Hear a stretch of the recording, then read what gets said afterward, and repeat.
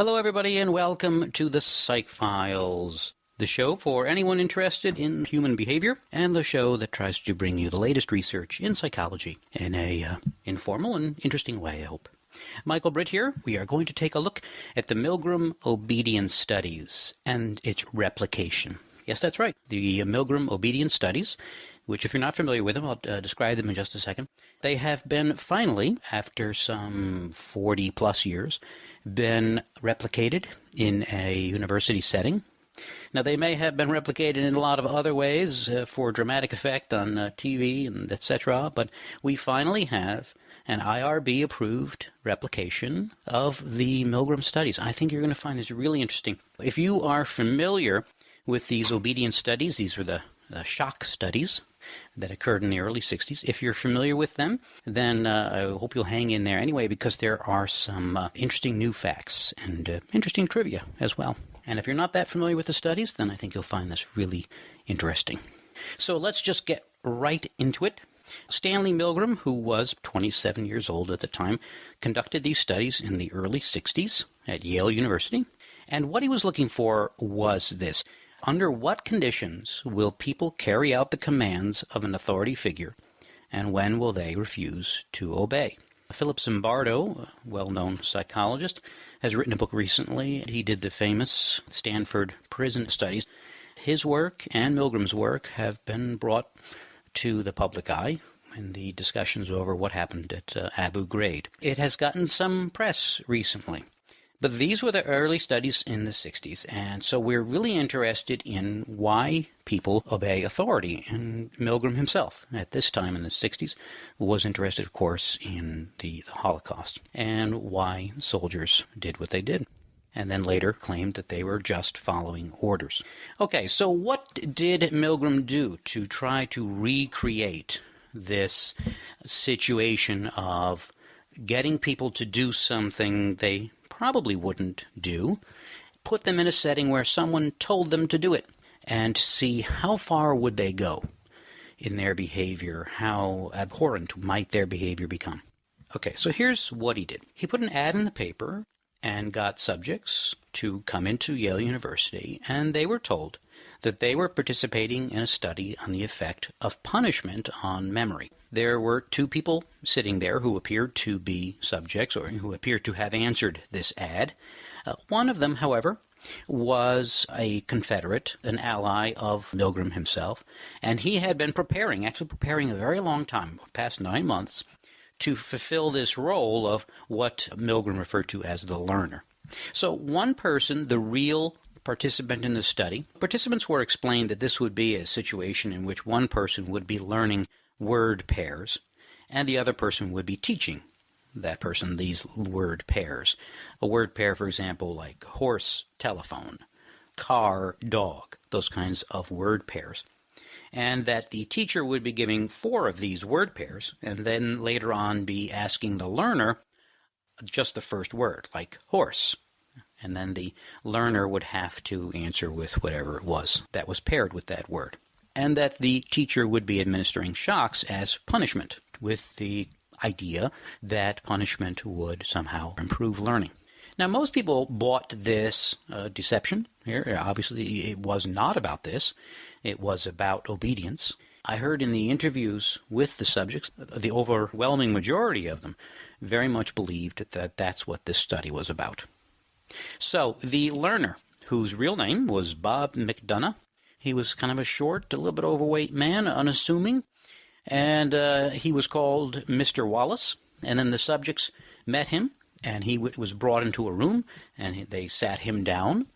And just to give the real subject the impression that Mr. Wallace, quote unquote, would be getting real shocks, real punishments, if he didn't get the answers right, they sat him down and they strapped him into a seat, and they connected him up to an instrument that would deliver shocks. So it was that kind of paste that you would see doctors rub on those 2 paddles before they give a shock to someone, try to resuscitate their heart.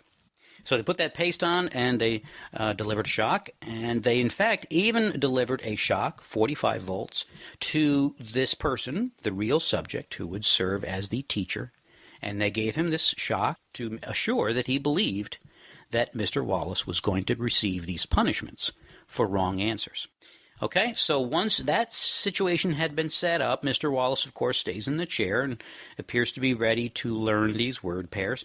Then the real subject, the person who will now be the teacher, is brought into the next room and sat down in front of this, what's referred to as a shock generator. It is a machine that was not functional, but it appeared to be. And there were 30 switches, beginning with, on the far left, a mild shock, up to the far right. There were 3 X's, and it said danger, severe shock. So the teacher is given this list of paired associates and told to shock the learner when he gave an incorrect response to one of these word combinations. Now, the teacher begins this process of asking questions, and in the beginning, some of the learner's answers are correct, and then begins to give all incorrect answers, and then, after a much later point, gives no answers at all, which are to be considered as wrong answers. But this is what the teacher is told by the experimenter. Now, in fact, the learner, all of his responses are carefully scripted and played back on a tape recorder. So at certain points, at certain shock levels, if you've seen these videos, some of these videos are available on YouTube and Live Motion. Sometimes they get taken down. The videos are for sale by, I think it's called Penn State Media Sales. So you can purchase them, but they do pop up on the internet. And what you hear is the learner giving, at first, small ugh noises to some of the shocks. And then, of course, after a while, he begins to really object to this, to the shocks that they're painful to him. But no one is receiving any shocks, and all of this, as I say, is scripted. When it gets to any point where the teacher, the real subject in the study, says anything to indicate that he wants to stop, the experimenter, who has a white coat and is sitting in the same room as the teacher, and again is also an actor. It wasn't Milgram himself. It was someone who was hired, and as I say, went through months and months of role-playing with Mr. Wallace to prepare for this sort of theatrical setting that we have here. He is given very specific things to say if the teacher objected to continuing in the experiment. They are things such as, please continue, or please go on. And then if the teacher says something else, like, well, I don't really want to continue, I don't want to go on, then you'll hear the experimenter say, the experiment requires that you continue. His other 2 prompts are, it is absolutely essential that you continue, and you have no other choice, you must go on. So what happened in this study is that the teachers moved up this scale, and inevitably the learner got questions wrong, and higher levels of shock appeared to be delivered to this learner. And the learner then makes noises and then begins to object and want to stop, and screams at some points, actually. So Milgram, here's a quote from him. He says that about the teachers, there were powerful reactions of tension and emotional strain in a substantial proportion of the participants. Persons were observed to sweat, tremble, stutter, bite their lips. A couple of quotes here from the subjects. Is he banging? Is he hurt out there? I don't want to be responsible for what happens to him. No, I can't go on with it. I don't know whether he's all right or not. I don't see any sense to this. You want me to keep going? What if something happens to him? I refuse to take responsibility. And you do hear that a lot of subjects saying they refuse to take responsibility. Okay, so despite this, despite these protests, what Milgram found was that 65% of the subjects obeyed the experimenter and continued shocking the learner all the way up to 450 volts. Triple X, danger, severe shock. 65% obeyed. That is an amazing result, and in fact, Milgram himself described the study to 40 psychiatrists, and they predicted that no one would go beyond 150 volts, which, by the way, is the 10th level. Here's one of those little pieces of trivia. The 10th level was the name of a made-for-TV movie, which came out. I remember seeing it, actually, back in the later 70s, starring, of all people, William Shatner. That's at the 150-volt level. And by the way, there was no difference between men and women. Pretty amazing results. So why did it happen? A lot of explanations as to why this occurred. And I think the recent experimenter, Jerry Berger from Santa Clara University, gives a nice summary of some of the reasons that have been given over the years to why people went to such a level. They would be that our culture socializes people to obey authority figures. That's probably the most commonly given explanation. We socialize our children to obey police officers, teachers, parents, etc. So this is just another example of the result of that kind of training. Also, Berger points to the perceived expertise of the experimenter. He was in a white coat. He's the expert. Because another explanation for this behavior is that people had very limited sources of information to turn to in this unique situation. So think about it. Whenever you are in a situation you've never been in before, what do? You look to the people around you to see what they are doing. That's quite common and quite understandable. Well, in this situation, the only other person that the teacher had to look to was the experimenter. And so despite the yells coming from the other room, the experimenter did not seem upset. He was both an authority figure and an expert. And so why not keep going? That's the only other source of information you have. So, what else do you turn to?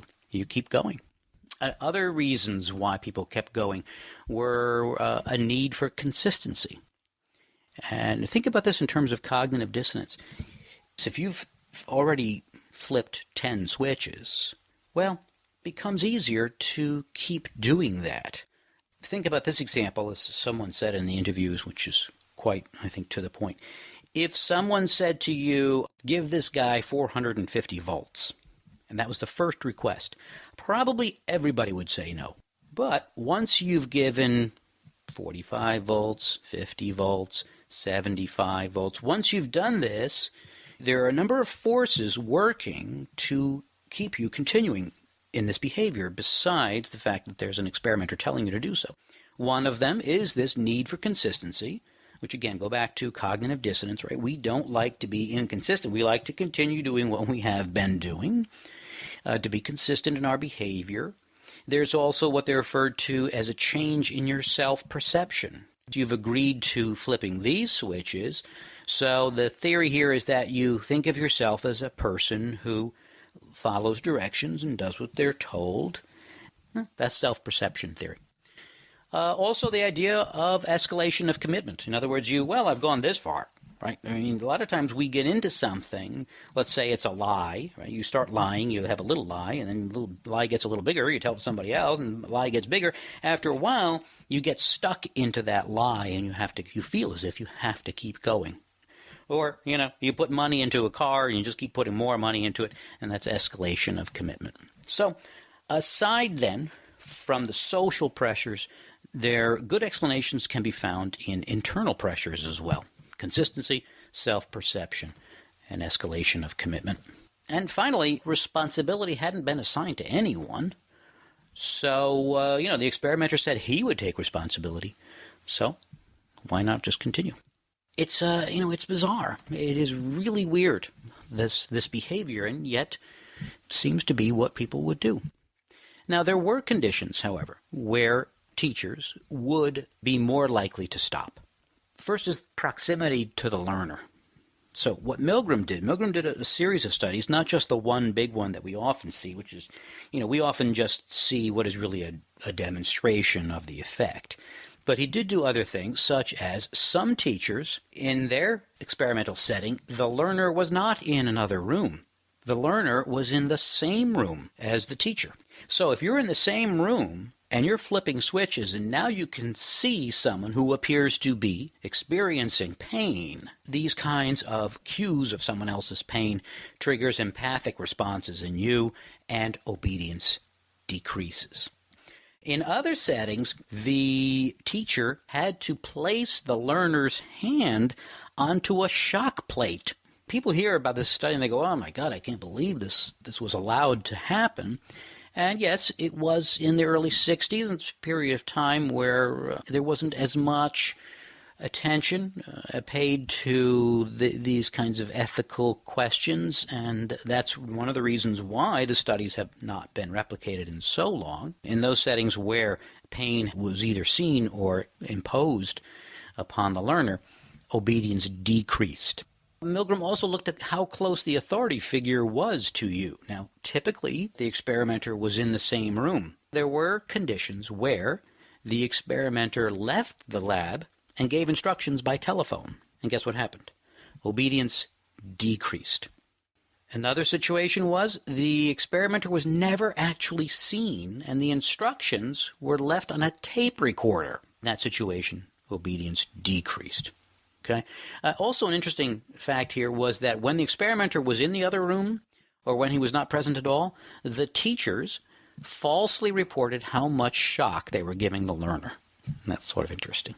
Okay, so when you don't have to go face-to-face with an authority figure, less likely to obey.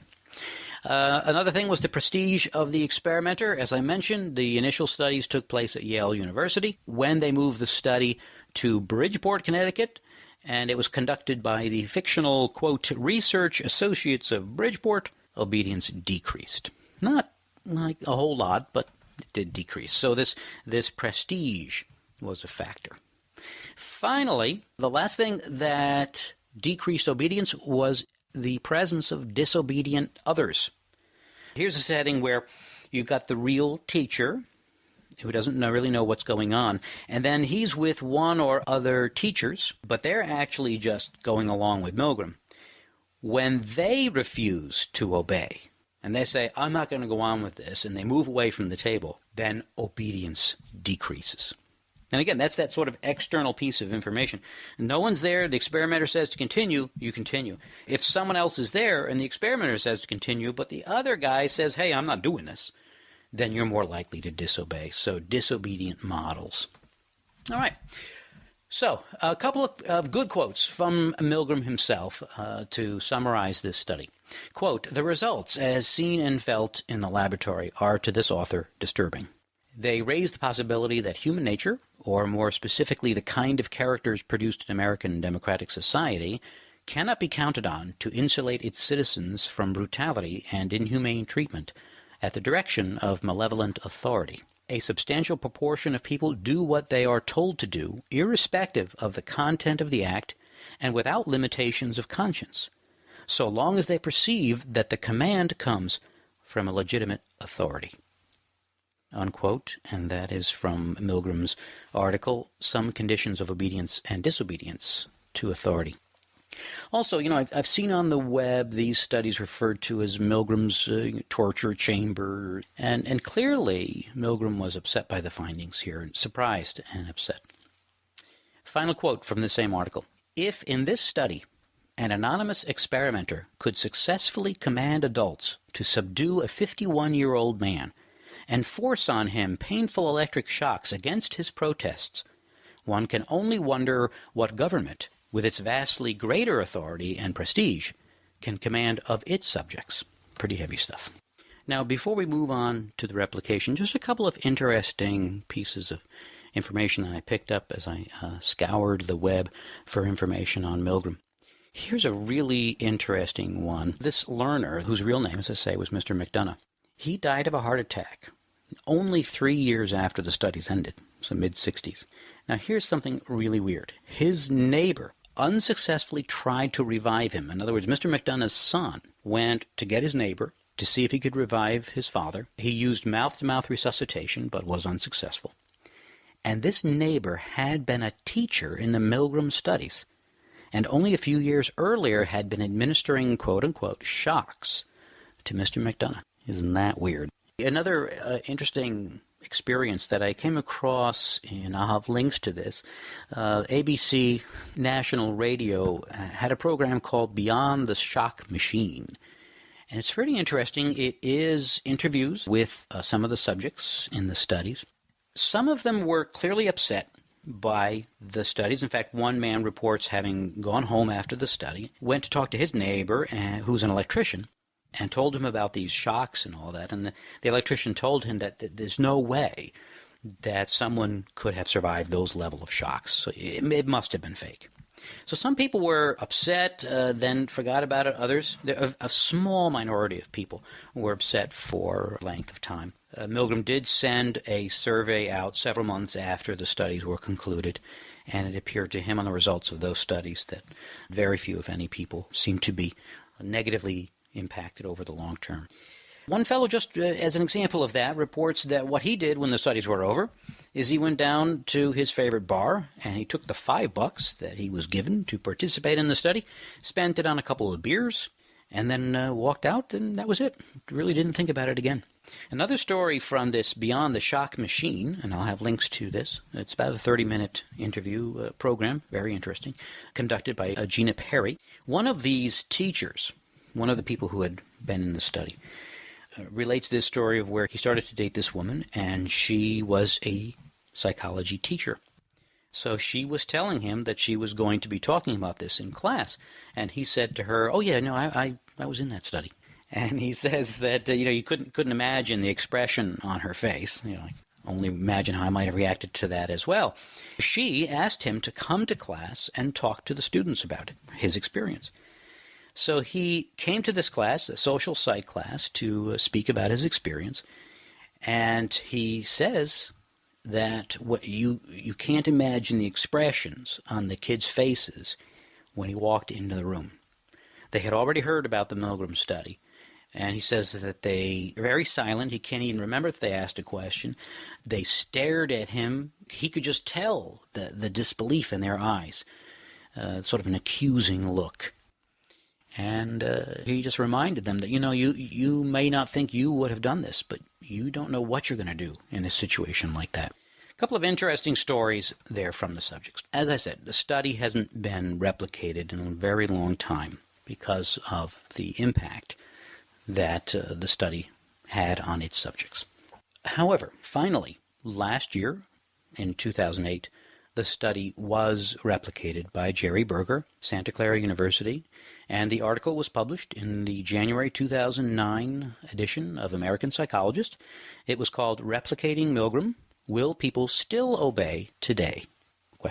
Now, what I want to do is show you exactly what Jerry Berger did in order to get IRB, and that's, in other words, the Ethics Review Board, or they call Internal or Institutional Review Board, approval for the study. He put in a number of safeguards to assure that the subjects would not experience the same level of distress. Okay, so let's take a look at replicating the study. The key to this replication was what's referred to as the 150-volt solution. In this study, although they had the same shock machine, went up to 450 volts, they actually never went beyond 150. The experimenter stopped the study, at the 150-volt level. Why stop the study? Okay, well, here's what happened exactly. If the teacher presses the 150-volt switch, the learner is heard demanding to be released from the study. Quote, nearly every participant paused, and most turned to the experimenter to indicate verbally or non-verbally their reluctance to continue. Now, the data from the Milgram study indicates that 79% of Milgram's teachers who went past 150 volts continued all the way up to 450. All right? So, as Berger says, this 150-volt thing, if you went past 150, well, nearly 80% went all the way. This 150-volt thing is something of a point of no return, quote-unquote, from Berger. So since this is so, then why not have a shock machine with switches that go all the way to 450 volts, but stop the study if and when a teacher presses the 150-volt switch and then begins giving the next question? Right at that point, it's clear he's going on. Stop the study there. That would be equivalent to what Milgram found. An interesting solution to this dilemma here of why force people to go through all the rest of those switches and all the psychological pain involved in doing that. Why not just stop there? Okay, that's one of the things that he did. The other things that he did is he had all this screening process beforehand. So to even be in the study, first you had to answer questions like this. Have you ever been diagnosed with a psychiatric disorder? Are you currently receiving psychotherapy? Are you currently taking any medications? there are more questions like this. If you said yes to any of these questions, you were not in the study. So Milgram didn't do this kind of screening to find out if these people had any psychiatric background at all, or were in therapy, etc. So it seemed prudent to first just exclude people if they said yes. If they said no, they didn't have any of those sorts of things, then they were given some scales to fill out, and those included the Beck Anxiety Inventory and the Beck Depression Inventory. Okay, so these are psychological scales here. They were also given the Interpersonal Reactivity Index. Now, these were things that Berger was looking at. This basically measures empathy, and he wanted to see if people who were high in empathy would be less likely to obey. He also gave out a Desirability of Control scale, which is basically the extent to which you feel you like to exercise control and make decisions on your own. And he had a hypothesis there that people who had that personality type would be less likely to obey. So this is a little bit of screening people out who are suffering from depression or anxiety, and also a little extension of Milgram's study. So, finally, you were interviewed by a clinical psychologist for, on average, 30 minutes. Okay? And this was conducted, again, to see if there was any reason to exclude you. So, out of all this, out of the 123 people who participated in Berger's study, 47 were excluded from the study by the clinical psychologist. So, a lot of people were excluded on the basis of these kinds of screens. All right? But again, another thing that Berger felt he had to do in order to be able to replicate the study. Okay. So what else did Berger do? What did he do? Well, basically, he had just these two conditions. He wanted to look at the presence of someone else who disobeyed. As I mentioned earlier, Milgram found that if someone disobeyed, you were more likely to disobey. So Berger, after all this, the 150-volt solution, the screening out process, he has just two conditions. The first one is very much like Milgram's study. The drawing determines the learner and the teacher. The learner gets strapped to a chair with the electrodes. Now, here's one slight difference. The person who's going to play the teacher, he is not given a shock of 45 volts. As Milgram did. The shock he's given is only 15 volts. All right? But otherwise, same sort of situation, the shock machine, the switches, the pre-recorded grunts, etc. Now, here's what happened at 150 volts. The recording was, quote, "Ugh," U-G-H, "that's all, get me out of here. I told you I had heart trouble. My heart's starting to bother me now. Get me out of here, please. My heart's starting to bother me. I refuse to go on. Let me out." Now, the experimenter gave the same prods as was done in the Milgram study. The please go on, please continue. So if the teacher turned around and looked at or said something to the experimenter, he said these typical things. The experiment requires that you continue. It's absolutely essential that you continue. You have no other choice. You must continue. Okay. So the experiment ended when the teacher either refused to continue. Now, that could happen anywhere before 150 volts. That could happen at 75 volts or 100 volts or whatever. But so it ended when the subject said it was over. Or it ended when the teacher, that is, began reading the next item on the list of word pairs after having pressed the 150 volt switch. Again, the thought being that this would indicate that this person would probably continue all the way to 450. And unlike Milgram, there was an immediate debriefing, a full debriefing, and we'll go into that in just one second. Just want to explain the other experimental condition. So this base condition in Berger's study, pretty much a replication of Milgram, except that there was a stopping at 150 volts. Now, what happened in this when there was a model present who refused to go on? Okay, same basic setup, except that two people would act as teachers. And again, this would be the real person, the person who doesn't really know what's going on, and a confederate of the experimenter, Jerry Berger. And so these two teachers would sit there, and this confederate was chosen to begin first, and he was teacher number one. And he would begin asking the questions and administering the shocks. Okay? The real subject sat there and watched. Then, at the 75-volt level, the teacher, confederate, the person who's in on this, says, I don't know about this. All right? Then the experimenter says what he always says, which is, please continue. Then this quote-unquote teacher says, I don't think I can do this, and he pushes his chair away from the shock machine. Okay? Modeled refusal.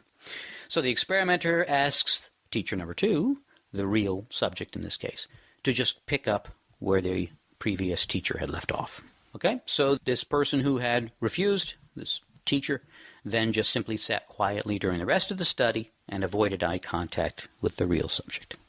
Okay? So that's just it. 2 settings. The typical, let's see what happens kind of Milgram setup is in condition number 1, and then model refusal in condition number 2. Now, just before we get to the results, the debriefing. The debriefing of this study has been very interesting, been looked at very carefully. Here's what happened, and I just want to quote Alan Elms, who had another article in this same journal, American Psychologist, the same edition, January of 2009. His article is called Obedience Light, L-I-T-E, which is a way of describing Berger's experimental setup. Now, Milgram did not tell quite the truth in his debriefing. There's reasons why, but he didn't really tell them quite what you're supposed to tell people in a debriefing, which is, of course, you're supposed to tell them exactly what was going on. And here's what he did. Quote, participants were told only that the shock generator's labels of shock intensity were appropriate for small animals, but not for humans, and that the Confederate had been receiving considerably milder shocks than his behavior indicated. Now, that's completely untrue. And Elms continues, because Milgram anticipated a much more extensive series of experiments than Berger did, Milgram maintained some degree of deception of most participants until he was ready to send them a full report on the intent of the research. So the debriefing wasn't totally true, but that's because, as Elms points out, Milgram had a sort of a larger picture, which he never got to actually do because of the surprising results. Now, Berger, on the other hand, did this, quote from Berger, as soon as the experimenter announced the study was over, he told the participant that the shock generator was not real and that the Confederate was not receiving electric shocks.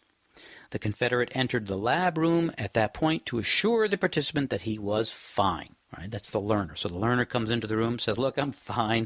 It was all, not real. And then the participant was escorted to a nearby room where the principal investigator, that being Berger, conducted a thorough debrief. All right, just an interesting sidelight there. Okay, but in any case, what did Berger find? Well, in his base condition, remember Milgram found 65% of his subjects continued. Berger found 70% had to be stopped after administering the 150 volts. Now, this is statistically not significantly different from Milgram. So this is basically, he found that people would still obey. Even in the modeled refusal condition, 63% had to be stopped after they administered the 150 volts. So no difference between these two conditions. Now, this is a little bit different from what Milgram found. Remember that Milgram found decreased obedience. I mean, this is decreased, 70 versus 63%, but not statistically significant. No difference between men and women, and only minor effects for these desirability for control or empathy. So I guess then what these results point to is that people would still obey. In fact, Berger says, quote, my partial replication of Milgram's procedure suggests that average Americans react to this laboratory situation today much the same way they did 45 years ago. The same situational factors that affected obedience in Milgram's participants still operate today. Now remember that his study is slightly different from Milgram. Milgram let the subjects go all the way to 450 volts. Berger stopped them at 150. What does he say about this part of the study? Another quote from Berger. I cannot say with absolute certainty that the present participants would have continued to the end of the shock generator's range at a rate similar to Milgram's participants.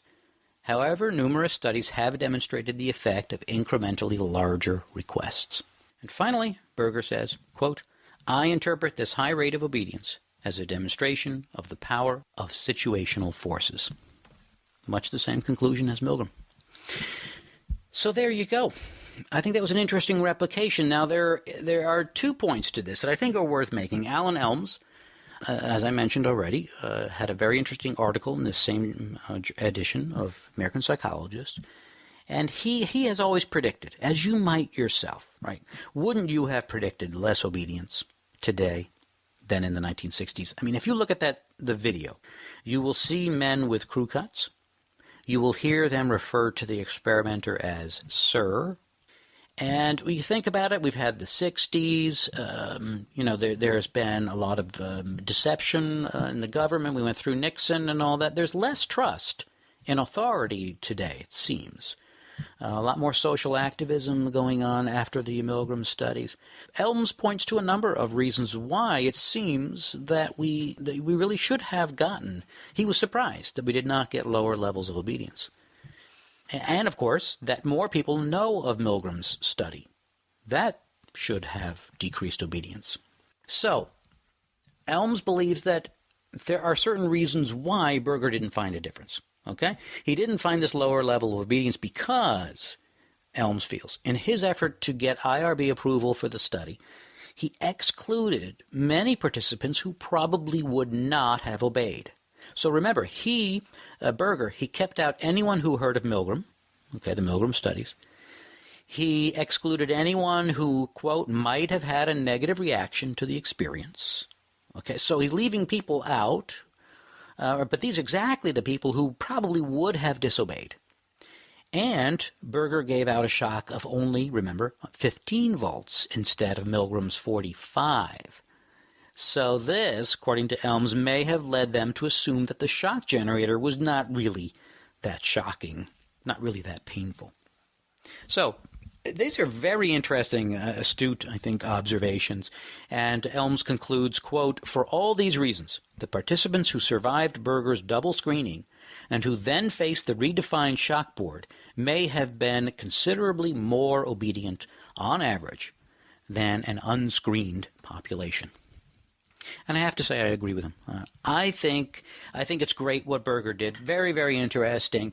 Probably he would have gotten less obedience, but in order to get this approval from the college, he had to put forth some pretty stringent screening process. But in any case, the fact that he was able to do this at all is pretty amazing. And probably does indicate that studies of this type, we can now begin looking at obedience and starting to do the kinds of studies that Milgram probably either would have done if he had been allowed to do them. So this may be a very fruitful line of research on this topic of obedience. All right, so go to www.thepsychfiles.com, helpful Milgram resources, and this PowerPoint presentation. One last thing, remember to check out my memory course. You can use these strategies to get better grades on your tests, to remember people's names, and even help you to remember those jokes you keep forgetting. So you will be amazed.